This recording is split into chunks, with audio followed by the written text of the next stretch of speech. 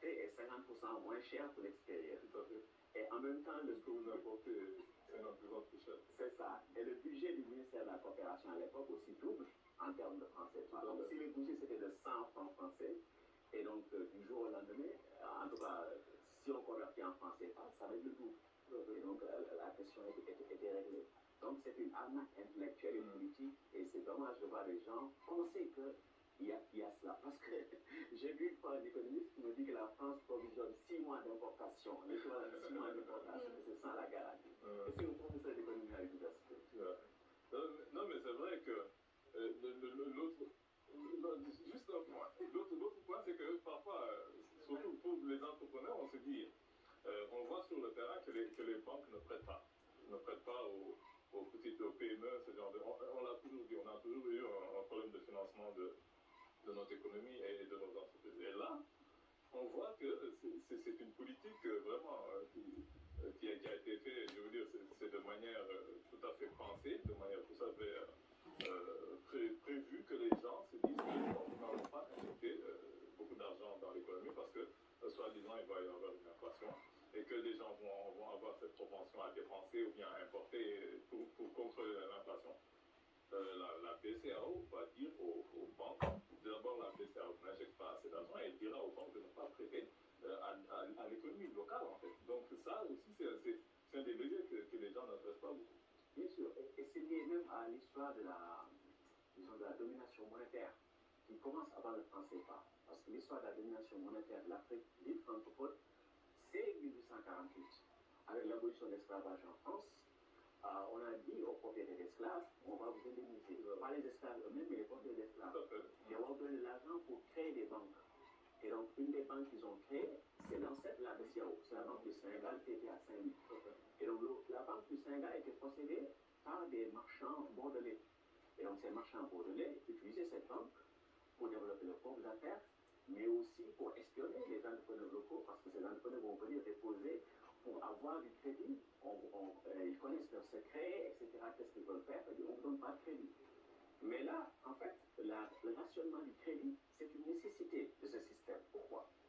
Parce que le CFA qu'on a et qui est désiré par nos voisins, c'est normal que nos voisins le désirent, parce que c'est l'euro. Mais pourquoi vous utilisez l'euro et vous n'avez pas les capacités productives des pays de la zone euro? C'est ça que nous avons. Donc le CFA, ce n'est pas le CFA, c'est l'euro. Et donc, nous n'avons pas les capacités productives ni le niveau de vie. Donc, si nous voulons détenir l'euro, il faut rationner le crédit. Et donc, la Banque centrale, à son niveau, il dit, ah non, je ne peux pas créer autant de réserves parce que je dois défendre la parité fixe avec l'euro pour que le CFA reste l'euro. Et l'autre chose, l'euro pour permettre aussi les rapatriements de profits, dividendes, etc. C'est ça le principe de libre transfert. Et également, le fait que, les banques que nous avons, nous n'avons pas de banque nationale.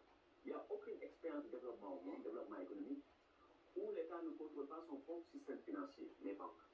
Ici, les banques ne nous appartiennent pas et il y a des politiques pour que nous n'ayons pas nos propres banques. C'est des politiques délibérées depuis 1848, comme je vous l'ai dit. Et donc, si vous n'avez pas votre propre banque, mais les banques ne vont pas investir dans des secteurs qui vont vous développer. Je vous donne juste un seul exemple. Le cas du Sénégal. Les crédits bancaires au secteur primaire, agriculture, élevage, pêche. Donc, les crédits de plus d'un an. Si j'arrondis, c'est 24-25 milliards par année. Si vous prenez les 3 pays du Sahel, Niger, Burkina, Mali, des pays à vocation agricole, crédit bancaire de plus d'un an, c'est 30 milliards à peu près. Comment voulez-vous développer un pays avec cela? 100 milliards de francs CFA. De CFA, oui. Donc c'est rien du tout. C'est rien du tout. Et chaque année, la Banque centrale va accorder à ses propres employés quelque chose comme 50 milliards. Donc vous voyez très bien à qui apporte ce système. Ce n'est pas un système fait pour le développement. Laura? Monsieur Silla, j'avais hâte de prendre la parole. Bonsoir, très ravie vraiment de partager le plateau avec vous. Je pense, comme l'a dit Abel, c'est toujours un honneur en fait d'avoir l'occasion aussi de pouvoir échanger sur ces thématiques-là avec un économiste de votre niveau. D'ailleurs, je vous le disais en off, j'ai beaucoup entendu parler de vous par le professeur Mohamed Lamine Tania qui doit nous regarder, je pense, et qu'on salue. Et vraiment, voilà, vous remercier pour ce travail de vulgarisation que vous faites. Et surtout sur la clarté du propos, déjà dans vos premières explications, on sent que vraiment il n'y a aucune ambiguïté finalement. Et c'est ce qui rend un peu le propos aussi accessible, c'est de comprendre à quel point en fait justement c'est pas un sujet si complexe qu'on le pense et qu'il faut pas hésiter en fait à se l'approprier pour pouvoir réfléchir sur ces questions-là. Donc ça, je pense que c'est très important. Vous parlez d'arnaque intellectuelle, par exemple, sans filtre. Et je pense que c'est ce discours-là en fait qui va nous permettre vraiment d'avancer dans la réflexion. Donc pour ça, vraiment, je voulais vous remercier. Et puis en plus, vous avez vraiment dans cet ouvrage-là détaillé le fonctionnement du système CFA. Vous avez refait tout l'historique aussi, le pacte colonial, la création de la zone franc, etc. L'indépendance sans ses attributs, comme vous l'avez dit dans l'ouvrage. Et je pense que vraiment, c'est un ouvrage qui est tellement complet, en fait, qui décortique vraiment les mécanismes économiques qu'on ne peut pas forcément toujours maîtriser quand on n'est pas du milieu, et qui justement, effectivement, est plein de pédagogie, et nous permet vraiment de comprendre comment, en fait, nos économies sont pilotées depuis Paris, hein, comme vous venez de l'expliquer, et justement, dans cette postface que vous avez ajoutée dans cette nouvelle édition, vous avez rappelé d'ailleurs que depuis la parution en septembre 2018 de cet ouvrage, la première édition, le franc CFA est devenu omniprésent dans les débats publics en Afrique francophone. Et c'est vrai que je pense que la fois la plus récente dont j'ai encore entendu parler de cet ouvrage, c'était dans un film documentaire de Cathy Benandai, auquel vous avez participé également, et qui, je pense, qui s'appelle L'argent, la liberté, une histoire du franc CFA.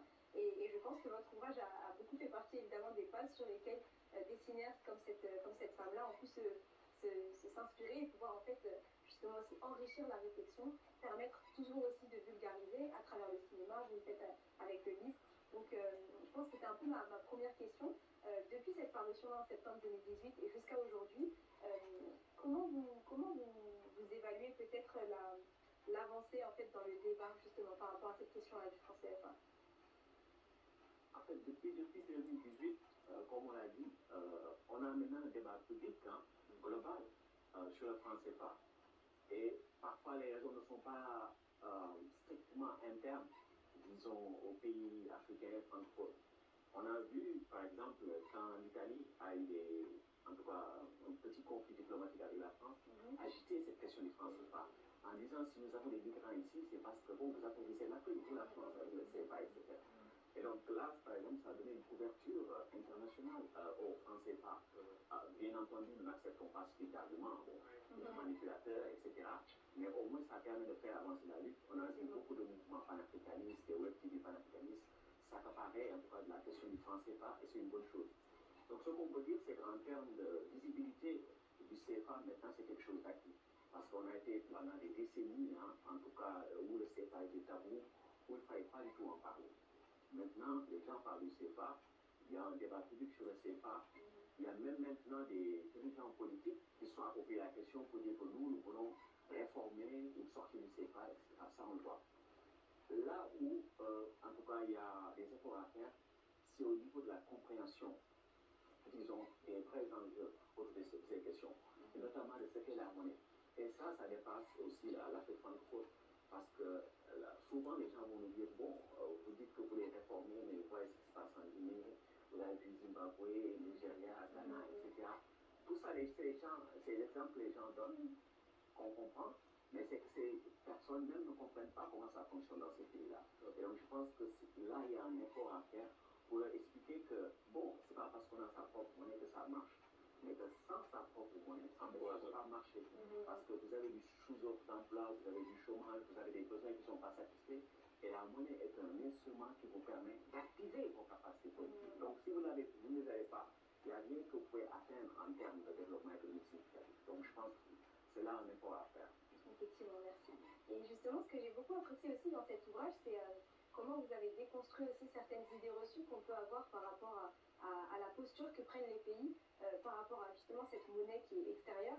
Et surtout une en particulier qui parfois, en fait, pour les plus novices d'entre nous, en tout cas sur la question, c'est celle selon laquelle les pays concernés se laissent faire ou se sont toujours laissés faire. Et vous avez tout un chapitre sur les résistances, les représailles.